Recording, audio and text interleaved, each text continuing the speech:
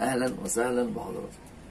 النهارده جاي اختار مع حضراتكم افضل 11 لاعب في كل مركز ممكن يمثلوا منتخب مصر اللي على مر مشاهدتي لكرة القدم. طبعا في ناس هتظلم كتير، بس قبل ما اختار يا ريت اللي مش مشترك في القناة يشترك ويفعل الجرس، ولو عجبك الفيديو ما تنساش تعمل لايك. لو جينا نختار اول مركز في منتخب مصر هو مركز حراسة المرمى، هنجد ان كان عندنا حراس مرمى يعني على مستوى عالي من الكفاءة. كابتن شوبير، كابتن ثابت البطل، كابتن حسن علي، كابتن مأمور، كابتن نادر السيد، البلعوطي. يعني هقعد كده عايز لي يومين عشان اذكر حراس المرمى العظام اللي في مصر. بس لما اجي اختار الحارس اللي هو مميز الصراحة بإصراره وعزيمته ومثابرته، هو كابتن عصام الحضري. هو اللي هيمثل مركز حراسة مرمى منتخب مصر، وده أول مركز في المنتخب. الخط التاني هو خط الدفاع. هنبدأ من اليمين. هختار كابتن إبراهيم حسن، بالرغم من كان عندنا يعني كباتن كبار في المكان ده، كابتن محمد صلاح، كابتن ياسر رضوان، كابتن المحمدي، يعني ناس عظام كتير. يعني طبعا أنا ناسي ناس كتير جدا، بس كابتن إبراهيم حسن عمل طفرة في المركز ده. يعني عمل المركز ده صبغه بصبغه هجوميه صراحه ما شفناهاش قبل كده. طوره وخلاه مدافع صلب ومهاجم عصري، وراجل بيعمل اوفرات ورفعات متقنه جدا جدا جدا. حببنا في مركز الباك رايت وجعله من اهم الاجنحه اللي موجوده في الفريق. هنيجي للمركز الثاني وهم قلبي الدفاع، فلازم هيكون فيهم واحد مساك، واحد اللي هم بيسميه الليبرو او الاستوبر. هنيجي ناخد المساك، هنلاقي برضو كان عندنا ناس عظام كتير، كابتن ماهر همام، يعني ناس افاضل وناس كتير في المراكز ده. بس انا هختار الكابتن وائل جمعه. كابتن وائل جمعه لاعب بصبغه مقاتل، يعني كان اي فرود يجي يلعب على وائل جمعه بيعمل له وائل جمعه الف حساب. يبقى تاني واحد في المركز هو وائل جمعه في خط الدفاع، مع احترامي واحتفاظي بالالقابي. هنيجي بقى المركز الليبرو او السوبر ده، صراحه عدى عليه لعيبه عظام قوي، من اول الكابتن حسن حمدي وكابتن مصطفى يونس وكابتن عماد النحاس وناس يعني، وهاني رمزي، ناس لعيبه يعني، وسامي الشيشيني طبعا عشان ما انسى. والله يا جماعه في ناس عظام جدا، وناس كتير هتظلم في الاختيارات، بس انا هختار اللاعب المميز بس قوي قوي، وكان عامل حاله جديده للمركز نفسه، كابتن ابراهيم يوسف، غزال الكره المصريه. كابتن ابراهيم يوسف من امتع من ادوا في المكان ده باسلوبه السلس والسهل الممتنع والبساطه وعدم الفزلكه. صراحه يعني كان مطمنك في المكان ده بصوره عاليه جدا. هنيجي للمركز الاخير وهو الباك ليفت في خط الدفاع. عندنا طبعا بقى الباك ليفت ده حدث ولا حرج. عندنا كابتن سيد معوض، عندنا كابتن محمد عمار، عندنا كابتن محمد يوسف، عندنا بدر حامد، عندنا كابتن هاني مصطفى. عندنا ناس يعني جم في المكان ده بصراحه من امتع الناس اللي لعبت كوره في المجال ده. بس انا هختار واحد اسلوبه مختلف شويه للمركز ده. المركز ده اللي هختاره النهارده هو كابتن ربيع ياسين. كابتن الربيع ياسين من احسن من ادى في مركز الظهير الايسر، وبرايي الشخصي انا مش هشوف باك ليفت في مصر زي كابتن ربيع ياسين. انا متحيز له جدا صراحه. الراجل ده كان مدافع، كان مهاجم، وكان مفتاح لعب، وكان سريع، وكان هداف، وكان ممكن يلعب في اي مركز تاني يأهله في الملعب. فيعني كابتن ربيع ياسين صراحه كان عامل للمركز ده شكل جديد، غير الباك اللي هو يقف على الخط ويمنع المهاجم. كان لو مهاجم سريع بيلعب عليه مش بيعرف يلعب عليه، لو مهاجم حريف يلعب عليه ما بيعرفش يلعب عليه. صراحه كان مدافع قوي ومهاجم قوي ومفتاح لعب، من اهم مفاتيح كان الكابتن جوهري بيستغله في المنتخب كمفتاح لعب اساسي للمنتخب. والله يعني الراجل ده يا جماعه عمل المكان ده باسم كابتن ربيع ياسين. هنيجي بقى للخط الممتع والخط اللي بقى فيه لعيبه يعني مش الوف، لا ملايين. خط الوسط. خط الوسط اهم عنصر فيه الاثنين اللي بيلعبوا جنب بعض، واحد ديفندر وواحد يعني ديفندر بس لعيب كوره.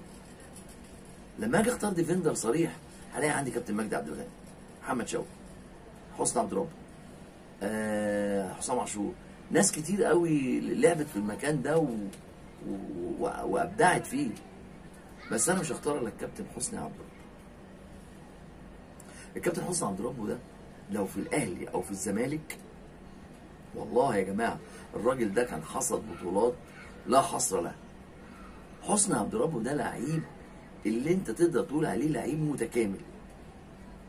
حسني عبد ربه ده نادرا لما يجي لك حد تاني زي حسني عبد ربه في المركز ده.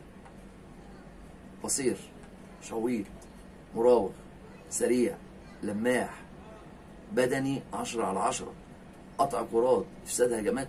بص، مفيش حاجه في الكوره ممكن تتعمل الا حسني عبد ربه يعملها لك.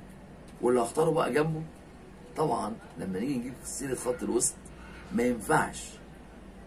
ينفعش نعدي كابتن حسن شحاته. ليه بقى ما ينفعش نعدي كابتن حسن شحاته؟ هما اتنين والله كنت محتار في المركز ده بينهم، كابتن حسن شحاته وكابتن ابراهيم سعيد، وناس كتير هتختلف معايا. بس الاتنين دول ليه بقى يا جماعه؟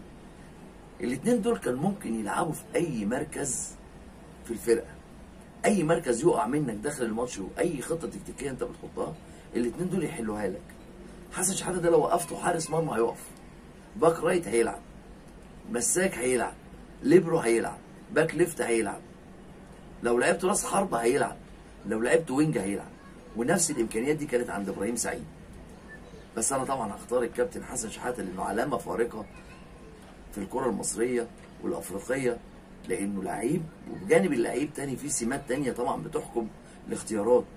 والسمات التانيه دي يعني ابراهيم سعيد ده يا جماعه لو كان لعيب حافظ على نفسه وحافظ على الاسم بتاعه كان من افضل اللعيبه اللي دخلت على الكوره المصريه ولعبت كوره. انا بقول لك المركز ده اللي هو جنب كابتن حسني عبد ربه، واحد بيكون صفه مدافع بس عنده نزعه هجوميه اكتر، يبقى انا كده لعبت 4 وبعدين قدامهم 2، وهلعب بقى بالثلاثه اللي قدامهم دول. بقى اصعب حاجه ممكن تختارهم في مصر، مواهب كتير متعدده، وهنيجي بقى كابتن خالد جد الله، كابتن محسن صالح، كابتن علاء ميهوب، كابتن بركات، كابتن ابو تريكه، كابتن حازم امام، كابتن مجدي شلبي، حماد عبد اللطيف. يا جماعه بصوا والله يعني كابتن اشرف قاسم لعب برضه في المراكز ديت. بس انا عايز بقى يعني ايه 2-3 عشان اذكر جميع اللعيبه دي، وانا عارف ان في ناس هتظلم في الاختيارات. بس لما اختار الثلاثه اللي قدام الاثنين دول لازم اول واحد في النص كده تحت المهاجم اختار كابتن محمد ابو تريكه. طبعا الراجل ده مفيش واحد يختلف عليه، هم مش 2 لا واحد، مفيش واحد يختلف عليه. من افضل من شغل مركز صناعه اللعب تحت راس الحرب لاعب كابتن محمد ابو تريكه. طبعا ده ما فيهوش اي جدال ولا اي نقاش. وطبعا اللعيبه الثانيه طبعا لعيبه بص حدث ولا حرج، يعني للصبح هتقول اسامي كتير جدا. ومن الاسامي اللي انا بقولها طبعا ممكن تختار الاحتياطي المناسب لكل مركز انا بقول. وعلى شماله هلاعب كابتن احمد الكاس، كلكم عارفينه طبعا. كابتن احمد الكاس ده من اللعيبه بقى، هي لعيبه الكوره، المزيج بين اللعيب اللي هو بتاع كوره شراب وكوره ملعب 11 وكوره ممتعه وكوره تكتيكيه وكوره التزام واخلاق وادب ومهاره وتهديف. بص زي ما انت عايز تقعد بقى تمدح كده، خد يومين نمدح فيه. وعلى الجانب اللي هناك اختار كابتن محمد صلاح طبعا، محمد صلاح. يبقى فاضل مركز واحد، هو مركز راس الحرب. مش هفكر، كابتن محمود الخطيب بيبو، ده اللي اخترع مركز راس الحرب، ده اللي متعنا كوره. وكل واحد بيبقى ليه وعليه، لكن الخطيب ليه بس. الخطيب ليه وليه وليه. الخطيب كنا بنتفرج على الماتش ننزل نقلده، توقيفه على الصدر، تنطيقه على الفخذ، شوطه فيرست تايم وهي جايه كده نقلده. قصير هداف، بيهدف بدماغه وبرجله وبأي حته بجسمه. اللي ممكن بعديه طبعا، اللي ممكن بعديه يجي هداف بقى المنتخب القومي لكرة القدم، كابتن حمدي نوح.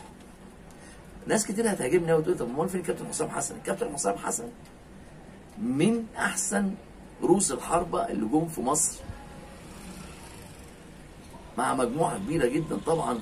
كابتن جمال عبد الحميد، كابتن عبد الحليم علي، كابتن يعني لعيبه كتير جدا، يعني كابتن مسعد نور، كابتن علي ابو جريشه، كابتن الشاذلي، كوكبه كوكبه. بس انا لما هختار كابتن محمود الخطيب. وطبعا هيلعب الناحيه الثانيه قلنا كابتن محمد صلاح، طبعا ده لعيب خلاص يعني وصل لمكانه محدش وصل لها في اللعيبه المصريه. لازم يحفظ مكانه في التشكيله الاساسيه لمنتخب مصر حتى لو ظهوره هو في الايام اللي احنا فيها، وانا بختار ناس من زمن فات ولا وعدى. فيبقى لما اجي اختار مركز حراسه المرمى قلت حسام الحضري. خط الظهر ابراهيم حسن، وائل جمعه، كابتن ابراهيم يوسف، كابتن ربيع ياسين. الاثنين اللي قدامهم كابتن حسني عبد ربه، كابتن حسن شحاته. 3 كابتن محمد صلاح، كابتن محمد ابو تريكه، كابتن احمد الكاس. وراس الحربه منفردا كابتن محمود الخطيب. وبقول كابتن محمود الخطيب، واللي يليه بعديه كابتن حمدي نوح. اما كل رؤوس الحربه اللي جم في مصر مجموعه كبيره، منها كابتن حسام، ومنها كابتن جمال عبد الحميد طبعا، ومنها كابتن عبد الحليم علي، وكابتن علي ابو جريشه، وكابتن مسعد نور. اسامي والله يا جماعه، وكابتن احمد ابو رحاب، وناس، كابتن ياسر محمدي في المراكز دي. يعني هنلاقي ناس كتير لعيبه كوره بجد تستحق كانت تخش التشكيله. وبس انا يعني في ناس هتظلم، بس انا على قد ما شاهدت كره قدم من وجهه نظري الشخصيه المتواضعه، دول كانوا افضل 11 لاعب ممكن اعمل منهم منتخب لو انا مدير فني وعايز منتخب اكسب بيه مش افريقيا، ده نكسب بيه كاس العالم. شكرا وبشكركم، واتمنى اكون ما طولتش عليكم. ولو عجبك الفيديو ما تنساش بقى تعمل لايك.